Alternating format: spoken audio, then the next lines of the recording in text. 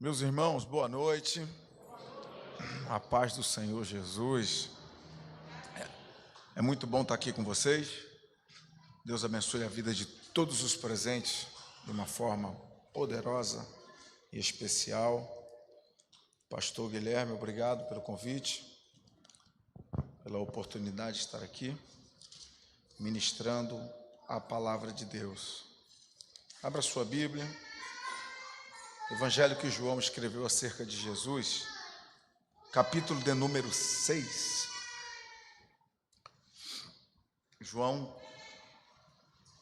Evangelho que João escreveu acerca do ministério de Jesus, capítulo 6.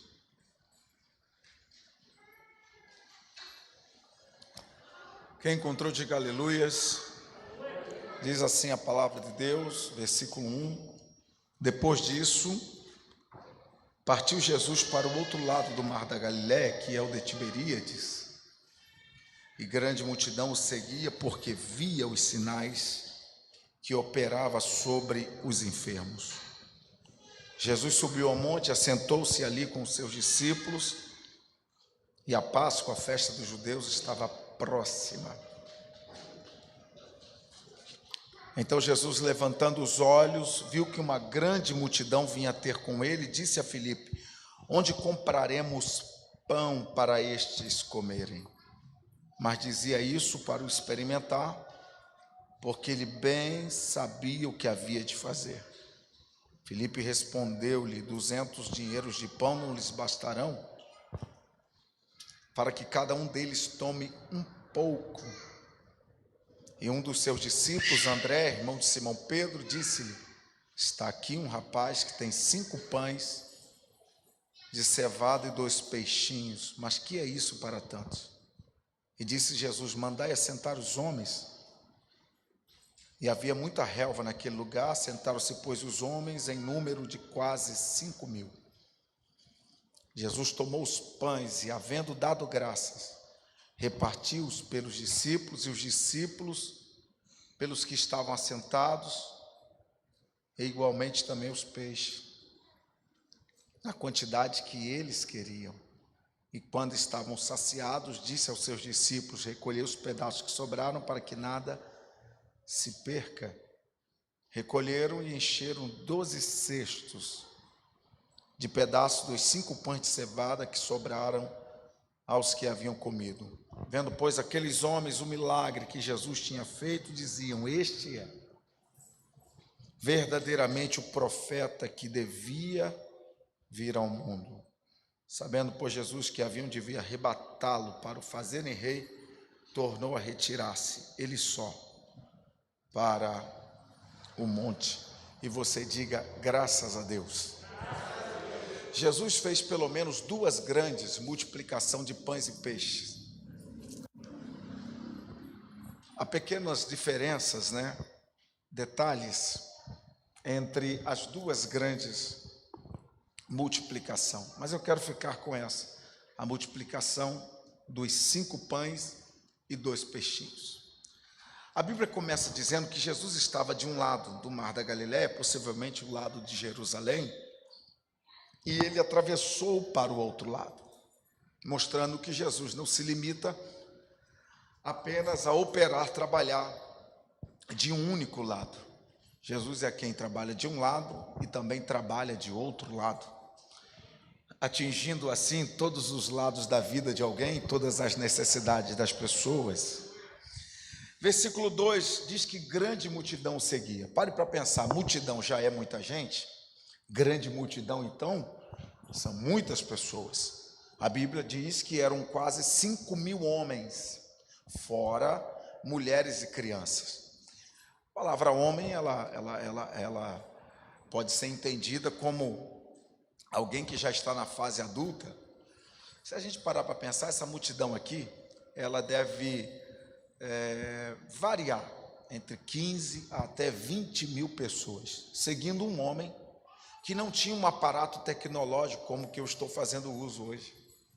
Não tinha um lugar fixo para se reunir, para falar às pessoas diariamente ou sempre as mesmas pessoas. O que é que esse homem tinha? para reunir tantas pessoas em torno de si? O texto diz que estas multidões, ou esta grande multidão, ia por causa dos sinais que elas viam ele operar sobre os enfermos. Aí é aquela velha história, não é só pelo que ele falava, o que ele fala, profundo, proveitoso, mudou a vida das pessoas, mas era o que ele falava aliado com aquilo que elas viam. É aquela velha história, contra fatos não existem argumentos. Não é só a teoria, é a teoria mais a prática. Isso faz com que todas as dúvidas, elas sumam do coração das pessoas, e as pessoas, quando veem o que Deus pode fazer, o que Jesus pode fazer, é isso que acontece. Muita gente corre. Vir a Jesus pelo que ele pode fazer não é pecado, não é? Por que você está aqui hoje? Eu estou aqui porque eu preciso de um grande milagre. Não é pecado. Agora, dificilmente quem vem só pelo que ele faz, ou porque precisa que ele faça alguma coisa, ficará por esse motivo. Você pode até vir por causa do que ele faz, mas para ficar, só fica por causa do que ele é. Não é? Quando ele marca a nossa vida, o que segura uma pessoa na igreja não é marido, não é mulher, não é filho, não é pai, não é milagre. O que segura uma pessoa na igreja é a experiência, contato diário, contato com o próprio Deus, com o próprio Senhor. Essa experiência é que nos faz ficar aqui. Então você pode vir por causa do que ele faz, mas para ficar, só fica por causa do que ele é, não é? Glória a Deus. Sobe o monte, possivelmente para falar ao maior número possível de pessoas. Você sabe que o som, ele é propagado, ele é levado pelo vento, não é?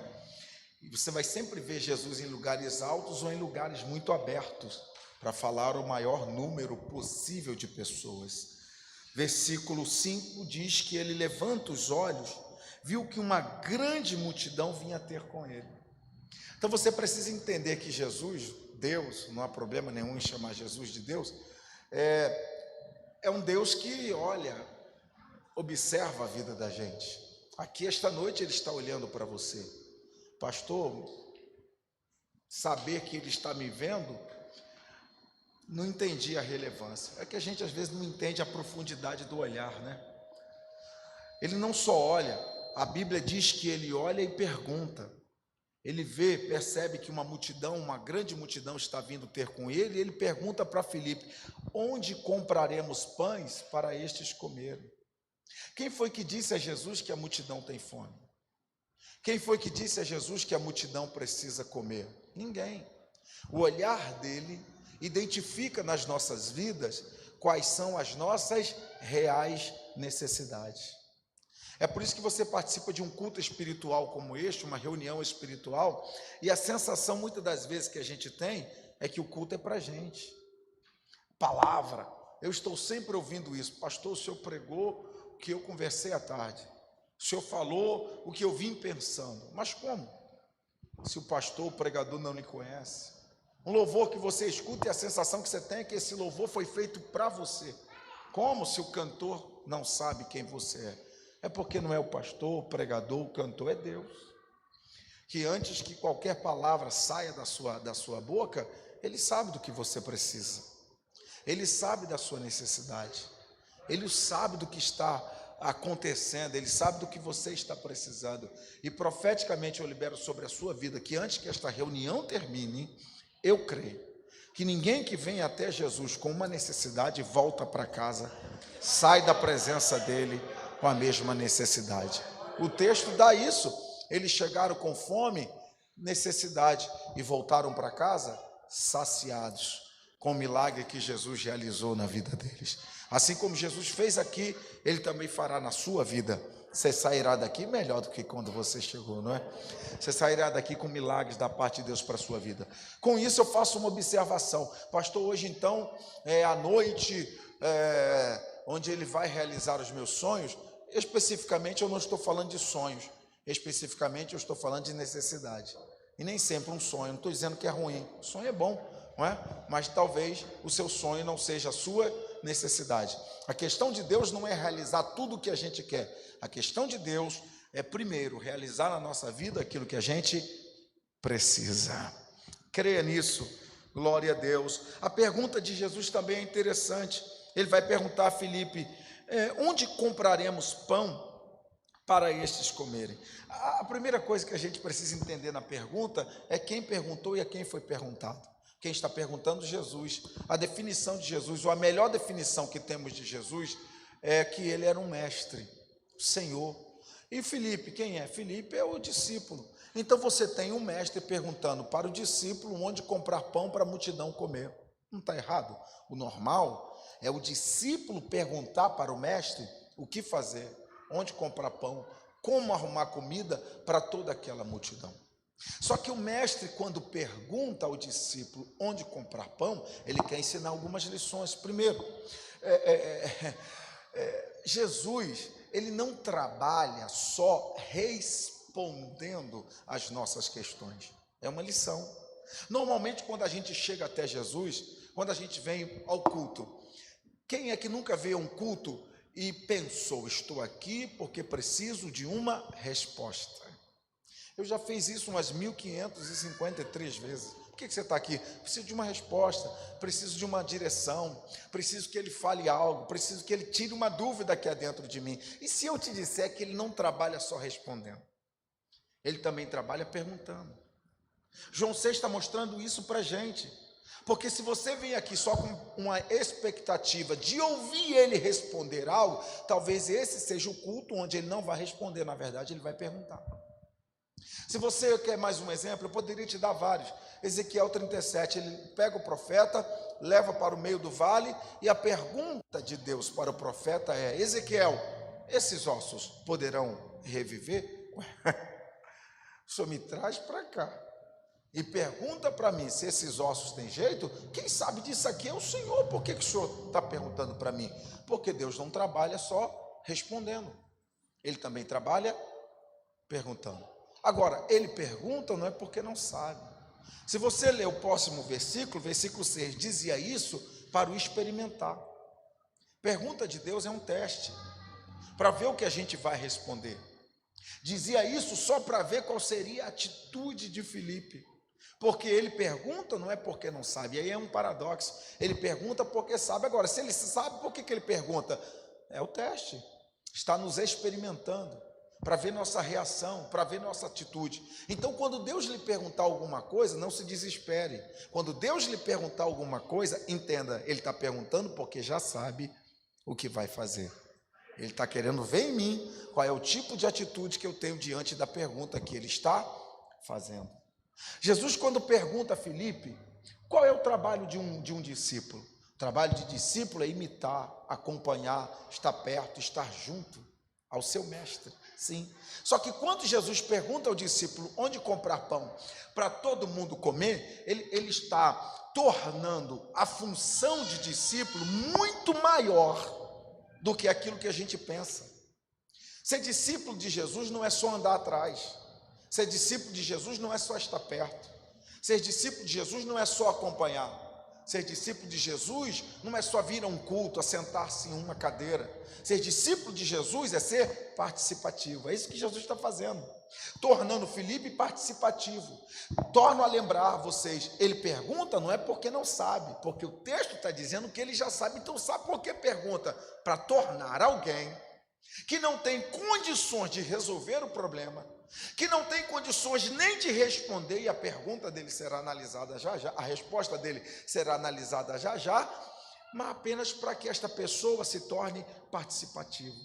Então você está aqui não como alguém excluído, não como alguém que está fora, não como alguém que não participa disto ou daquilo. Tudo que diz respeito a esta igreja, você está dentro. Tudo que diz respeito a este povo, ele não está falando para um grupo, ele não está falando para algumas pessoas, ele está falando para todo mundo. Pastor, mas eu não sei resolver. Aí é que entra a graça de Deus, né?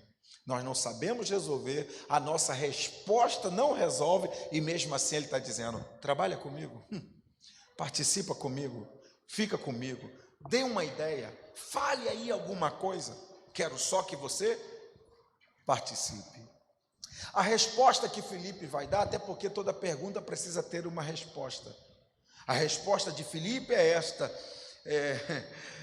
versículo 7. 200 dinheiros de pão não lhes bastarão, para que cada um deles tome um pouco.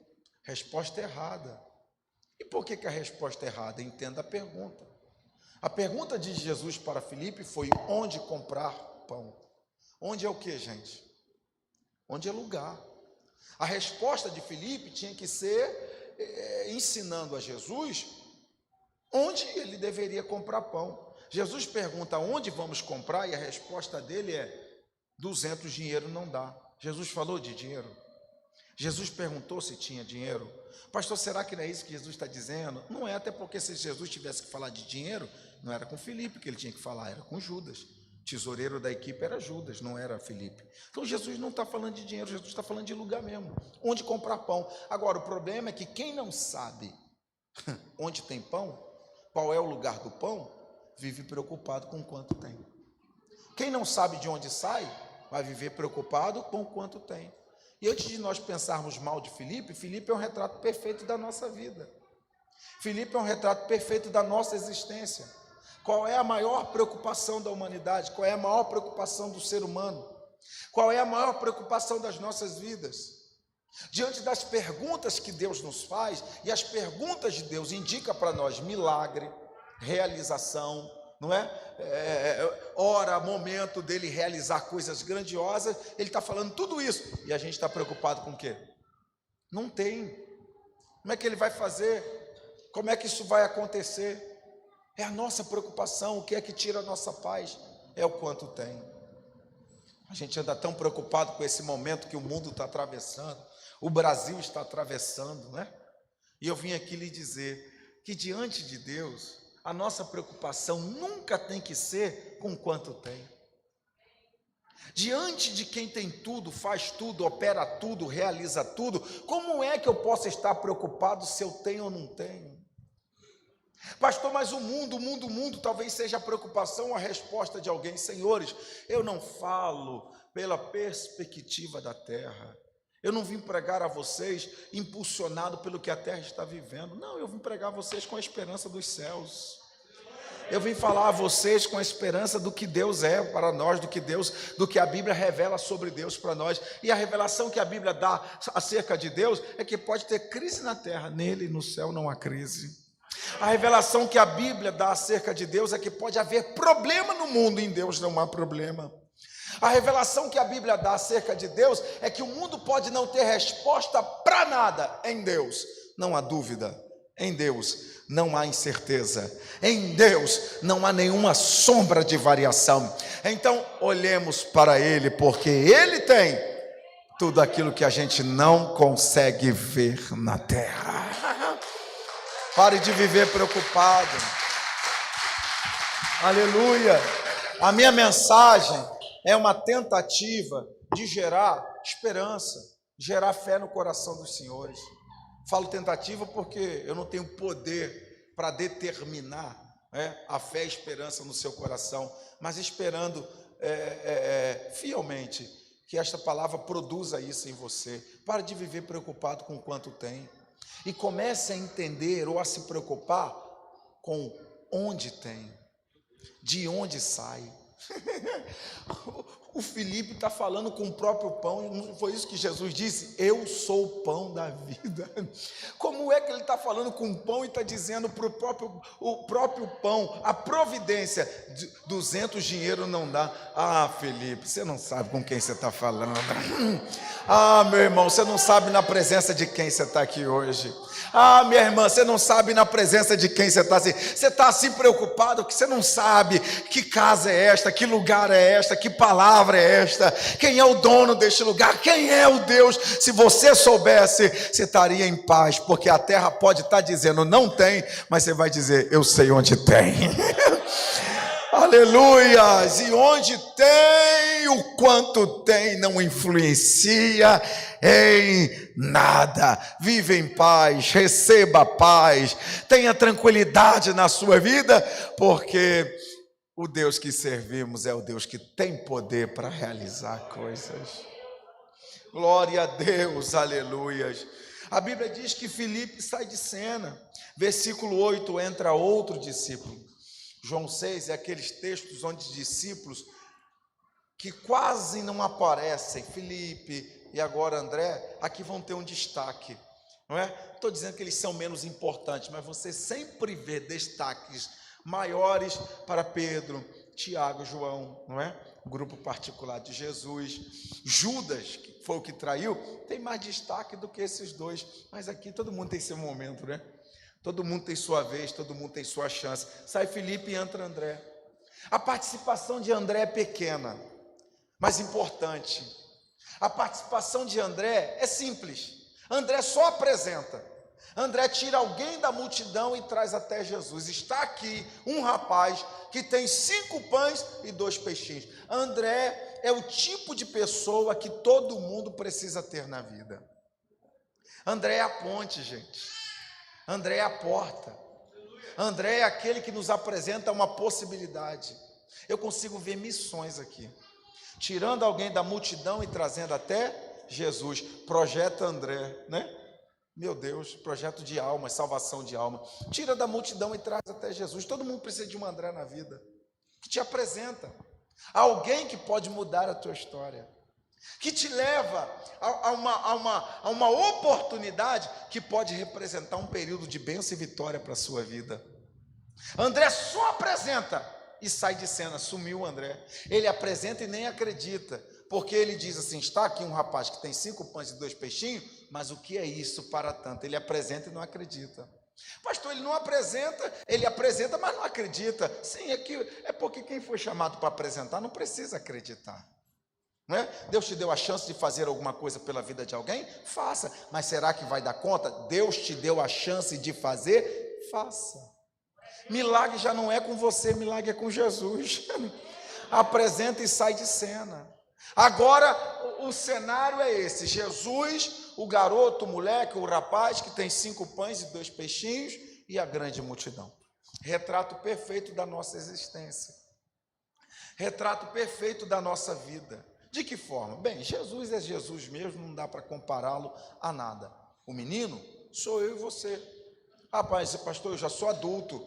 Calma, o fato dele ser uma criança, um menino, representa que muitas das vezes nós somos pequenos diante de tamanhas responsabilidades. Somos pequenos diante de tamanhos desafios. Somos pequenos diante do sonho gigante que a gente tem. O que ele tem na mão, 5 pães e 2 peixes, representa o quê? Capacidade, limite, até onde se pode chegar. O que é que se pode fazer por sua vida e pela vida de alguém. E aí, fica fácil. Ele representa a nossa vida, o que ele tem capacidade, não é? Limites, e a multidão. A multidão pode ser uma série de coisas. A multidão pode ser o alvo, a multidão pode ser o sonho, a multidão pode ser o projeto, a multidão pode ser o objetivo, a multidão pode ser aquilo que se quer alcançar, o lugar que se quer chegar. Então a multidão é muito grande. Sim, eu sou pequeno e o que eu tenho é pouco. Não é perfeito? Você já viu alguém, por exemplo, de sonho, falando sonhos que ele pode realizar? Normalmente a gente só sonha o que não pode. A gente só sonha aquilo que não tem condições, né? Você já viu alguém sonhando, por exemplo, meu sonho é morar embaixo de uma ponte. Que seja a ponte de Paris. Meu filho, pode ser em Paris, mas ponte é ponte. Isso não é sonho, isso é pesadelo. Você já viu alguém sonhar isso? As pessoas estão sempre sonhando o que não pode. O que você sonha? Cara, é meu sonho. Aí tem hora que a gente fica até com vergonha de falar o que sonha. Eu acho que é um bom sonho. Quando a gente tem vergonha de falar aquilo que sonha, é porque eu acho que o sonho é legal. Você quer ver outro sinal de que o nosso sonho da gente é legal? Quando a gente sonha, quando a gente fala e alguém começa a rir. Quando alguém olha e diz, caraca, está meio zuretado da ideia. Está meio doido, não está legal essa pessoa não. Isso é um bom sonho. Posso te dar um conselho? Sonhe mesmo. Pastor, eu não tenho condições. Sonha, meu filho. Pastor, eu não tenho capacidade. Sonha. No sonho a gente não paga nada. No sonho a gente pode ser e ter tudo o que a gente quiser. Já disse alguém, não é frase minha, que a gente nunca vai chegar além daquilo que a gente sonha. Então sonha, né? Idealize. Crie foco, coloque objetivo na vida de coisas que pareçam inalcançáveis para você. Pastor, mas então como é que eu chego? Como é que eu alcanço?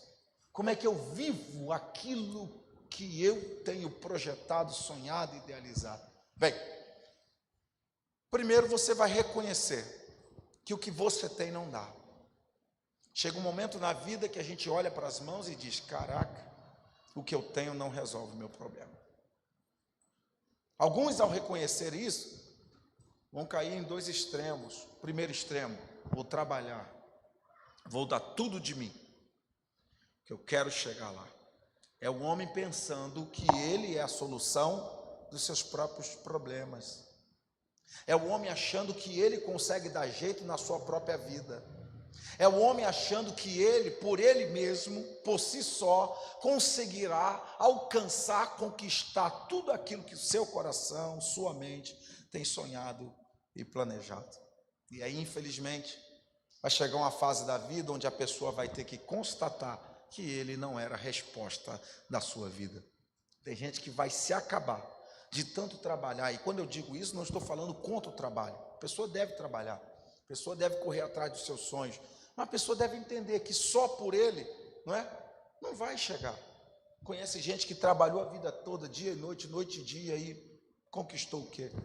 Outros, caindo no outro extremo, vão se entregar. Quer saber? Já que eu não consigo, já que isso não é para mim, já que eu nunca vou conquistar nada, desisto. Conhece gente assim? Que desistiu, abandonou, largou, azedou na vida? Gente que azedou, porque, quer saber, estão tão angustiadas, estão tão amarguradas por não conquistar aquilo que querem, que desistiram até de viver. Só falta pôr num caixão e levar para o cemitério. Pastor, então se não é desistindo, porque eu chego à constatação de que não dá, e não é trabalhando demais, porque eu não sou a resposta para os meus próprios problemas, como é então? Calma, gente, não tem só você na cena. Não tem só você, sua capacidade. Não tem só você, sua capacidade de teus sonhos. Tem mais alguém. Quem é que está? Quieto, calado, sem falar nada, sem expor, sem impor, sem obrigá-lo a dar ou entregar os pães e os peixes, porque isso nunca será uma imposição, sempre será uma decisão nossa, sempre será uma decisão particular, sempre será uma decisão pessoal. Quem é que está aí? Jesus, olhando para mim, olhando para você e dizendo: quero ver até onde você vai. Quero ver qual vai ser a decisão que você vai tomar. Então esta noite é uma decisão, esta noite é uma oportunidade que a gente tem de entender, não é desistindo e não é fazendo tudo que vou resolver minha vida, mas colocando Jesus no lugar que é dele. Colocando Jesus no controle de todas as coisas, entregando nas mãos dele aquilo que eu não posso resolver, mas entendendo que ele pode. Gente, é simples demais. Pare para pensar. O menino aumenta os pães dele?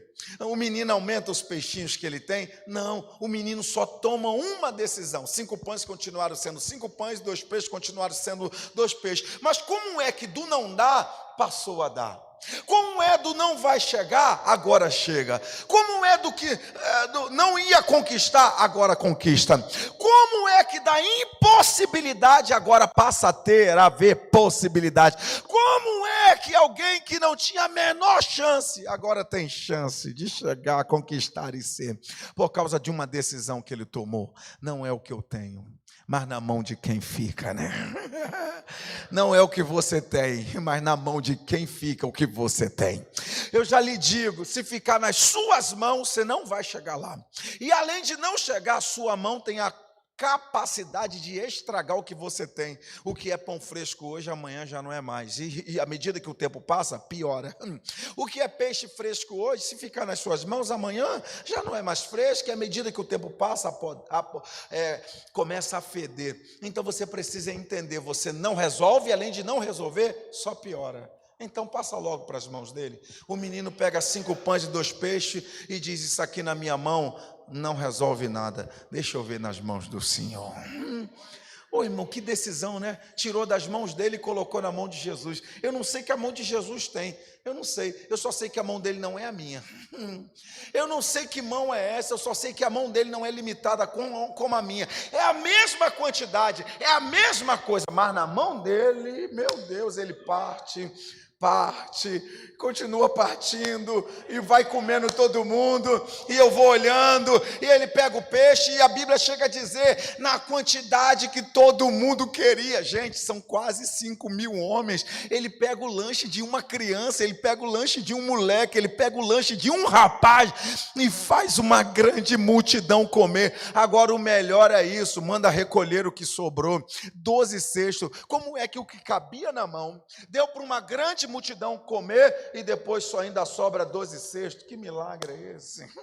Ache lógica nisso, me dê a razão disso, durma com esse barulho hoje.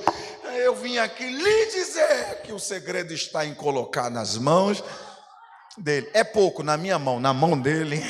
Ah, pastor, é impossível. Na minha mão, na mão dele. Pastor, não tem jeito. Na minha mão, na mão dele. Ele dá jeito, ele resolve, ele conserta, ele abre, ele amplia, ele eleva, ele abençoa, ele opera. A mão dele é o segredo. Coloque nas mãos dele, você vai ver um milagre. Agora, o ser humano tem esse defeito. A hora que passa, né? Meu Deus, eu já vou parar. Na Penha, se bem que a Penha aqui do lado, né? Mas deve ser 8h30 ainda. A gente tem um defeito, o ser humano quer controlar as coisas. A gente não quer controlar, dominar. Ah, não, deixa aqui na minha mão, porque eu quero ver. E o Senhor está dizendo, não, pare de ver, coloque na mão de quem resolve. Aprenda a soltar, aprenda a deixar, aprenda a largar, aprenda a colocar na mão dele. Olhe para alguém e diga, se você controlar, só vai estragar. Mas se você colocar nas mãos dele, então entrega. E ele vai realizar o milagre da multiplicação. Agora tem algumas coisas interessantes. Versículo 10. Pastor, tá bom, eu entendi, vou entregar. Vou colocar nas mãos dele. Aí talvez alguém diga assim, eu já coloquei e não estou vendo milagre. Já coloquei e até agora não vi nada. É porque tem um versículo 10, mandar e assentar os homens. Ele não faz o milagre de pronto, ele não faz o milagre logo, ele não faz logo o milagre. Não, ele vai botar ordem. Ele vai fazer os homens se assentarem. E você precisa entender que Jesus não trabalha na bagunça. Jesus não trabalha no desespero, porque se ele está colocando ordem, é essa a ideia. Tem muita gente que já entendeu que ele faz milagre, mas não está vivendo milagre, por quê? Por causa do desespero. Desespero e fé não combinam, gente. Ou a gente está desesperado ou a gente tem fé. As duas coisas não andam juntas. E tem coisas que nós não vivemos ainda porque estamos desesperados. Então ele te trouxe aqui hoje para dizer, eu tenho um milagre para você. Desde que você se acalme, fique em paz. Se nós não tomarmos cuidado, a sociedade, o mundo, vai exercer um domínio sobre nós, nos levando justamente a isso, ao desespero. O mundo está esquisito, não está? As pessoas estão brigando por nada. Você anda na rua, as pessoas estão se olhando, alguém já começa a brigar. O que foi? Está me olhando por quê? Esses dias eu li que em São Paulo, de manhã, 6 horas da manhã, um caminhão e um carro. Um fechou o outro, não sei quem fechou quem, não lembro dos detalhes. Aí tá bom, sai os motoristas para brigar, um com a faca, outro com o revólver. Cada uma fechada. Eu não estou dizendo que é legal, que é bacana, mas é para tanto. Agora, também não dá só para analisar o fato em si, a gente precisa ampliar a discussão. Na verdade, isso é um reflexo de como a sociedade está. A gente tem sido bombardeado com tanta notícia, a gente tem sido bombardeado com tanta coisa, é tanta pressão, que uma hora explode. Uma hora, né, perde-se o controle. E se nós, mesmo como cristãos, não tomarmos cuidado, isso acontece com a gente. Pode não acontecer dentro da igreja, que dentro da igreja a gente põe uma roupa legal, faz cara de crente, ninguém imagina quem a gente é de verdade. Agora, quem nos conhece? A mulher. Quem conhece a gente? O marido, os pais, os filhos, não é? Que depois que fecha as portas, não tem pastor olhando, panela voa, e panela não foi feita para voar, não é? Então você recebe paz hoje, sai daqui tranquilo, chegue bem em casa, alguém vai olhar para você e dizer, o que houve, você está diferente? Aí você vai dizer, fui no consultório do doutor Jesus, e ele me deu lá uma injeção lá de maracujina, e falou para mim, tem milagre para você, desde que você se acalme, desde que você fique em paz. Desespero nunca resolveu coisa, resolveu? Desespero nunca pagou conta da gente, pagou? Se estiver pagando, vou te levar lá para casa. Ficar desesperado lá. Mandar sentar. Versículo 11, olha que coisa interessante. Toma os pães e havendo dado graças. Não tem milagre. Antes do milagre, ordem. Antes do milagre, ele vai agradecer. Ele vai fazer uma oração. E a oração que ele faz, ela está identificada. Não tem só uma oração. Não, tem o tipo de oração. Havendo dado graças. Irmão, na boa, como é que alguém agradece por aquilo que não resolve nenhum problema dele? Como é que alguém dá graça por aquilo que é lanche de uma criança? Ele tem 5.000 homens, ou quase 5.000 homens. Uma grande multidão para alimentar. Jesus está ensinando algumas lições para a gente. Primeira lição, se ele está dando graça, mesmo precisando, entenda, isso é uma verdade. A gente recebe, não é quando pede, a gente recebe quando dá. É um paradoxo, né? Se eu tenho uma necessidade, como é que eu vou dar graças? Como é que eu vou dar alguma coisa se eu preciso? Eu sou de uma família de 8 filhos, eu sou o mais velho. Você sabe que o mais velho, o preço dele é dobrado, né? O primeiro a começar a trabalhar, primeiro a entender as necessidades da casa. O mais velho só se ferra, não é? Você está comendo um negócio gostoso, o pequenininho chorou, pai, dá para ele. Ninguém, já viu alguém ficar do lado do mais velho? Tem um grandão e um pequenininho brigando. Tu torce por quem? Tu sente dó de quem? Na minha casa, irmão, as crianças, os pequenininhos choravam, meu pai gritava meu nome. Clésio, o que foi? Eu falei, eu sei de alguma coisa. Não é? É sempre assim. Aí, uma prova do Giló terrível, uma dificuldade para sobreviver. Minha história não é diferente da de muitos, né? Eu sei que muitos aqui se identificam com isso. Mas só para você entender a lição. A gente comia fubá todo dia, angu, né? Angu, fubá, polenta, não sei como é que você chame. Todo dia, com açúcar, com sal. Mamãe revezava. Aí alguém diz assim, não, mas é gostoso, come todo dia para você ver. E de vez em quando tinha aqueles quisuco. Aquele saquinho, né? Que suco, gostoso era o de groselha.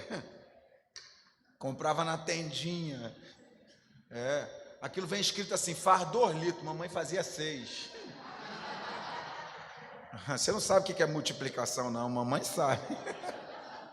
Faz 6, fazia 6. E os menininhos tudo, hoje tem suco, ó. Aquilo onde eu morava chamava mancha pulmão. Deve fazer um bem para a saúde. Aí tinha o suco, a polenta lá, o angu, todo mundo doido para comer, mamãe muito crente, que lá em casa a gente sempre foi muito crente, na prova do Giló, mais crente. Aí ela orava, Senhor, multiplica. A oração da minha mãe está errada? Não, é uma oração consciente de quem tem pouco para dar para muitos, não é? E ela está pedindo para quem tem. Aí você para pensar, minha mãe tinha 8, pedia multiplicação, Jesus só de homem tem 5.000, não pede por quê? Você entendeu? Ele não está pedindo, pai, multiplica isso aqui, faz dar para todo mundo. Ele levanta 5 pães e 2 peixes, o texto é claro, deu graças. Por quê? Toda gratidão é uma das expressões, é uma das formas da adoração. Toda pessoa que está agradecendo, ela está adorando. Então eu posso dizer que Jesus, além de não pedir, ele estava adorando. Agora, como é que se adora? Mediante uma necessidade. Só com esse entendimento que a gente recebe não é quando pede, a gente recebe é quando dá. Se nós não tomarmos cuidado, pedir não está errado, não é isso que eu estou dizendo, mas se nós não tomarmos cuidado, a gente passa um culto que dura 1h30, 1h40, 2 horas, só pedindo. Parece aquele versículo de Provérbios: a sanguessuga tem 2 filhas, dá.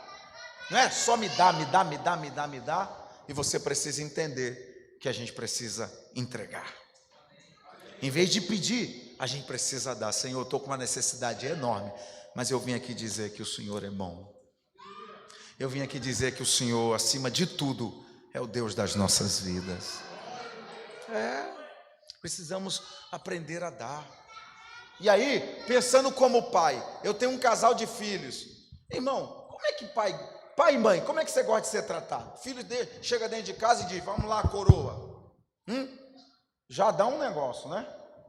Ser obrigado a me dar alguma coisa. Ninguém mandou me colocar no mundo. É assim que a gente gosta de ser tratado? Agora, filho começa a mexer no cabelo da gente, tira o sapato, fica adulando, bajulando. Engraçado é que filho, quando bajula, a gente já pensa assim: quer alguma coisa. Engraçado, não está pedindo e a gente já percebeu. Você acha que com Deus é diferente, irmão? É pedindo: ô Jeová, eu estou aqui hoje, trata logo de me dar o meu milagre. Eu acho que Jeová olha e diz: poxa, nem um glória a Deusinho, nem um aleluiazinho está exigindo algum milagre. Tu vai receber muito milagre mesmo. Mas quando a gente chega, né, pai? O Senhor é bom. Acho que Deus já olha e diz assim: ixi, não pediu, está adulando, ele já sabe que tu quer alguma coisa. E a gente fica tão feliz que pai, toda mãe é besta. Falou as palavras mágicas, falou as palavras certas, e a gente já fica todo derretido e no coração fica assim pensando: na hora que pedir, eu dou, eu entrego. É Deus, irmão. Tem um texto que me deixa apavorado na Bíblia. Tem uns textos que se eu pudesse não ler, eu não lia. Texto de Salomão. Deus chega para o cara e fala assim: pede-me o que quiseres. Já é diferente, porque normalmente somos nós pedindo para Deus. Esse aqui é Deus dizendo para o cara: o que você quer? Não é diferente? Sou doido para Deus fazer isso comigo. Vou tirar minha lista na hora, tá? Agora, Deus sabe para quem pergunta também, né? Pede-me o que quer. Aí o cara é tão nojento, o tal do Salomão, que ele: calma aí, vou pensar. O que você quer? Já sei, sabedoria. Não quero amaldiçoar o teu povo, não quero pecar contra ti. Sabedoria. Olha a resposta de Deus para o cara, irmão: te darei o que pediste. Aí o que me deixa nervoso é isso aqui: e até o que não pediste, te darei também. Que oração é essa que o cara não pede, Deus está dando? Até o que não pediste, vou te dar também. Então não é pedindo, irmão, que a gente recebe, é entregando, é adorando, é reconhecendo. Aleluia, é contrariando a nossa expectativa, a circunstância está dizendo: reclama, murmura, abandona, vira as costas, viva angustiado, amargurado. Aí você chega na presença dele, se humilha e reconhece a grandiosidade dele.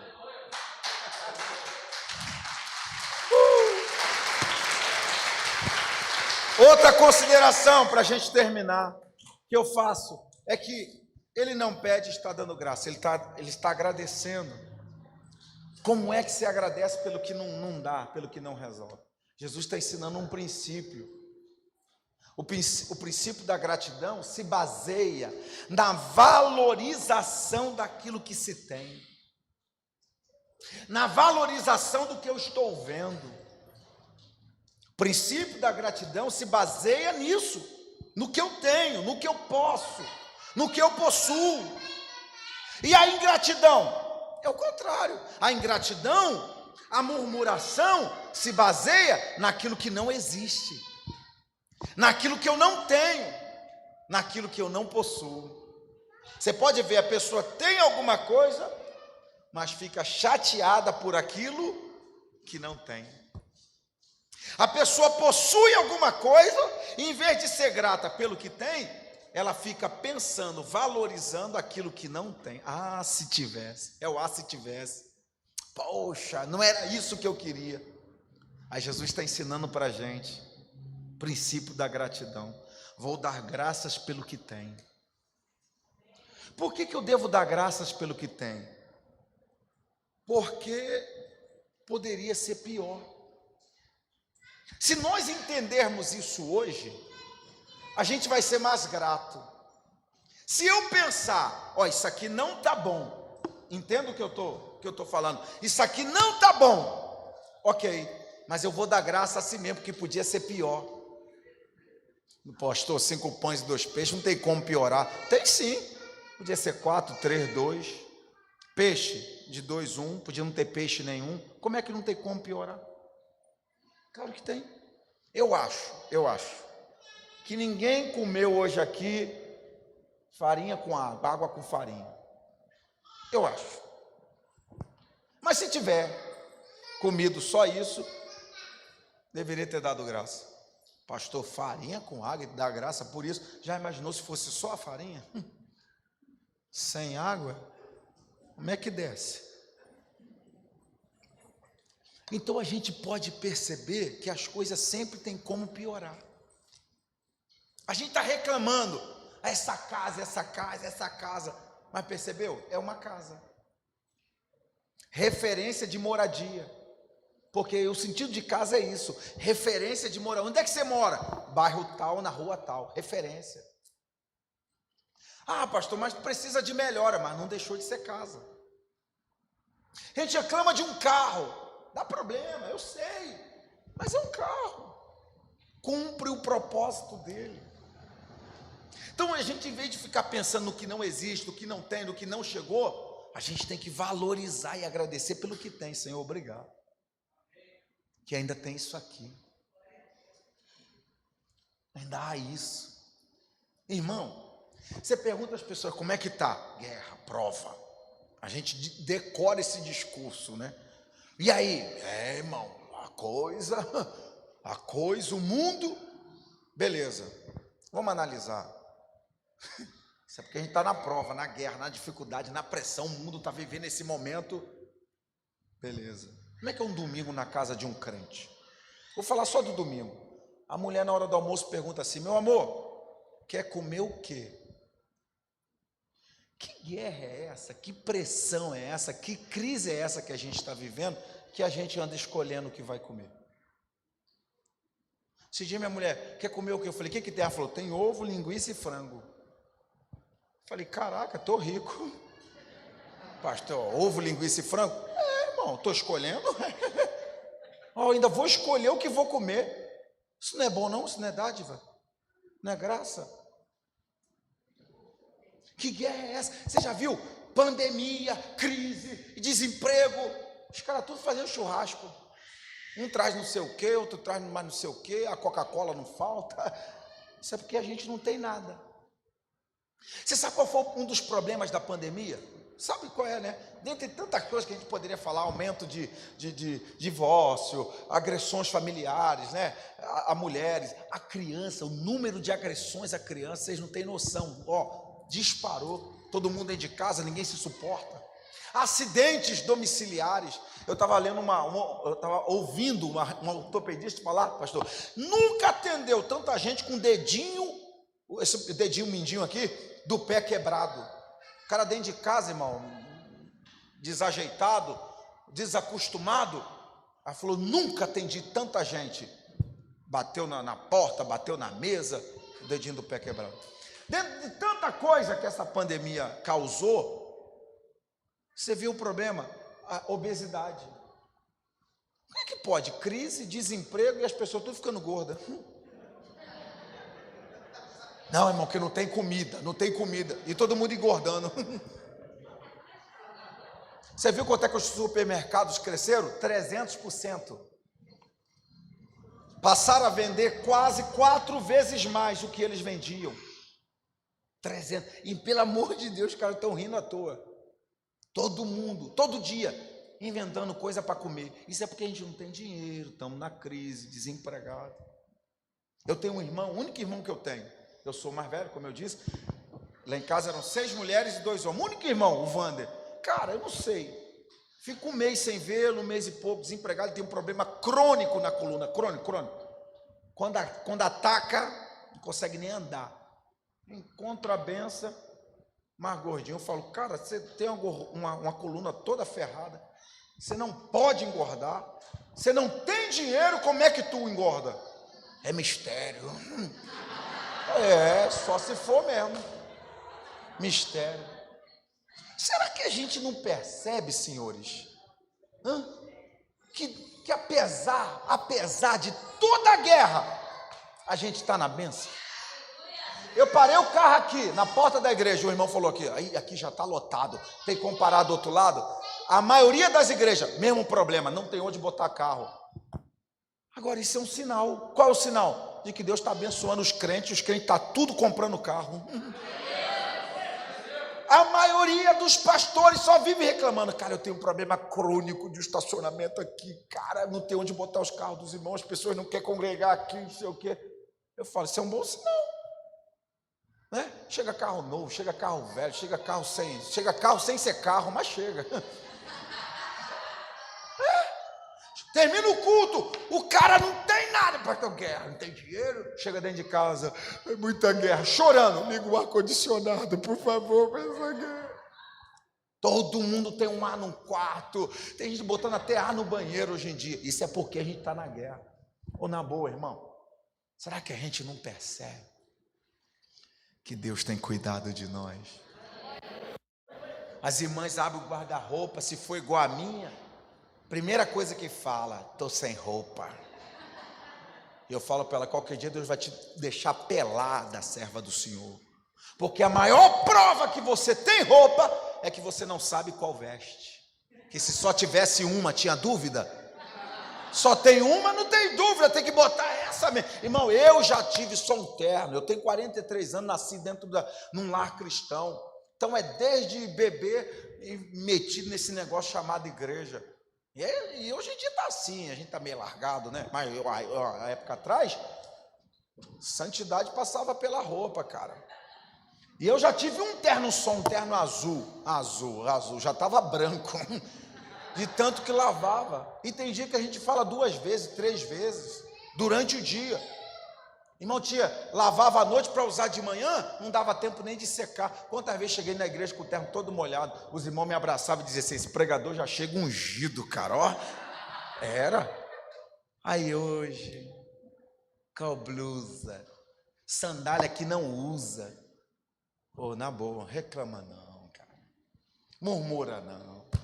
Reconhece que Deus tem sido bom. Deus tem cuidado da gente. Teve gente, irmão, que bateu lá no céu e voltou, cara. Teve gente que Jeová já chamou umas 3 vezes, ele finge que não está ouvindo. Não, sou eu não. Reconhece, irmão, que Deus tem cuidado de nós. Para eu fechar, está jogando dinheiro fora? Se tiver, joga lá em casa. Está sobrando? Talvez você seja igual a mim, não está sobrando, é raspando, é num aperto, mas na boa, está faltando. Deus tem deixado faltar. Só olhar para a mesa. Almoçou hoje? Já jantou? Vai jantar? Lanchou? Tomou aquele cafezinho que você gosta? Tudo isso é Deus dizendo, estou cuidando. Então, em vez de reclamar ou chegar aqui só com aquele sentimento do quero, faz, manda, dá, vamos agradecer um pouco mais, gente. Vamos reconhecer, Senhor, não estou aonde gostaria de estar, mas quando eu olho para trás, estou muito melhor, né? Glória a Deus. Quando há gratidão, termina esta palavra, o segredo da multiplicação é a gratidão. Eu dou um presente para o senhor, pastor, o senhor faz cara feia, mas eu já deu cara feia. A sua insatisfação gera algo em mim. Eu dou um presente para outro, para ele aqui. É brincadeira, tá? Não me cobra nada depois, não. Dou um presente para ele. Obrigado, valeu. Tornou aquilo importante. Gerou algo em mim. Eu tenho outra coisa para dar. Seja sincero, eu dou para quem manifestou insatisfação ou eu dou para quem manifestou gratidão? Percebeu como a gratidão atrai? Percebeu como a gratidão é o segredo da multiplicação? Todo crente grato recebe isso, não vive falta. Ele pode não ter muito, mas do pouco que ele tem, Deus multiplica. Se eu fosse você, eu vivia dizendo obrigado mais vezes. Senhor, valeu. Bati o pé, obrigado sim. Só para ver mais milagres na nossa vida. Deus abençoe vocês.